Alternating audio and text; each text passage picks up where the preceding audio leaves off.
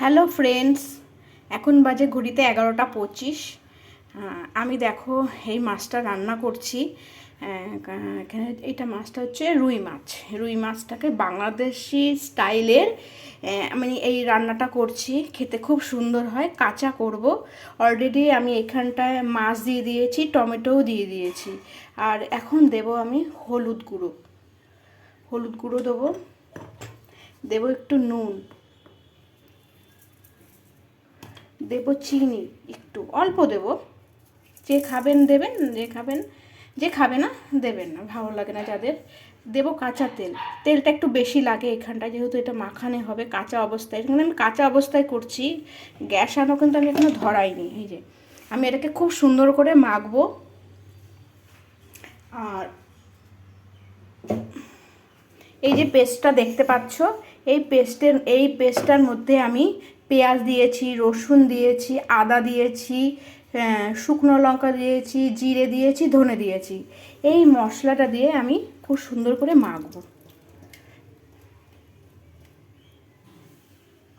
খেতে ভীষণ সুন্দর হয়। হাত দিয়ে মাখতে হবে, খুব সুন্দর করে মাখতে হবে, অনেক মাখতে হবে। যত মাখবে তত হচ্ছে তোমার এটার খুব টেস্ট হয়। খুব সুন্দর করে মাখতে হবে। মানে মাছ মাখানি বলে, এটার নাম হচ্ছে মাছ মাখানি। কড়াইয়ের মধ্যেই আমি মেখে ফেলছি, ভালো করে মাখতে হবে।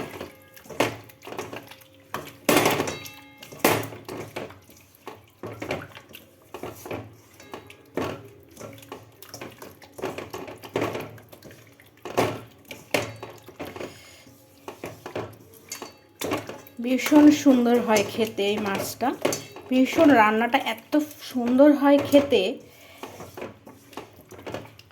তাই তোমাদের কাছে একটু শেয়ার করছি, তোমরা এইভাবে করে খেও, খুব ভালো লাগবে।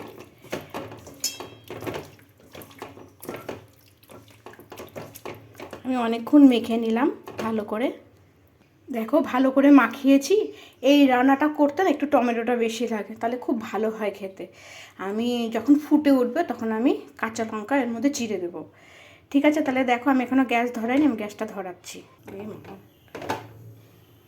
গ্যাসটা এবারে এখানে বসিয়ে দেবো।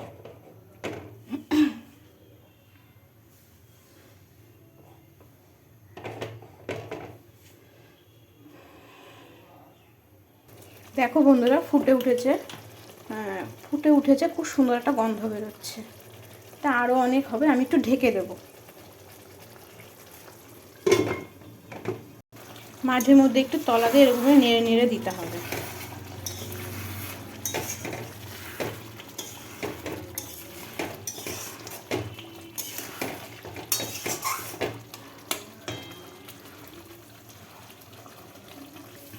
মাছটা আমার হয়ে গেছে।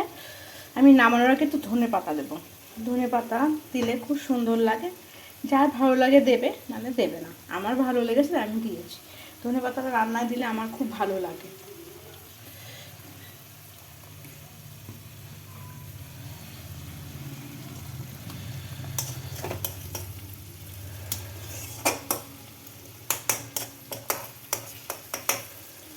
একটু শুকনো শুকনো হবে। এখন আমি নামিয়ে ফেলবো। এই মাছটা নামিয়ে ফেলেছি। দেখো কালারটা কি সুন্দর এসছে, খেতেও খুব সুস্বাদু। তা তোমাদের বন্ধুদের তোমাদের কেমন লাগলো অবশ্যই একটা কমেন্ট করো আমাকে।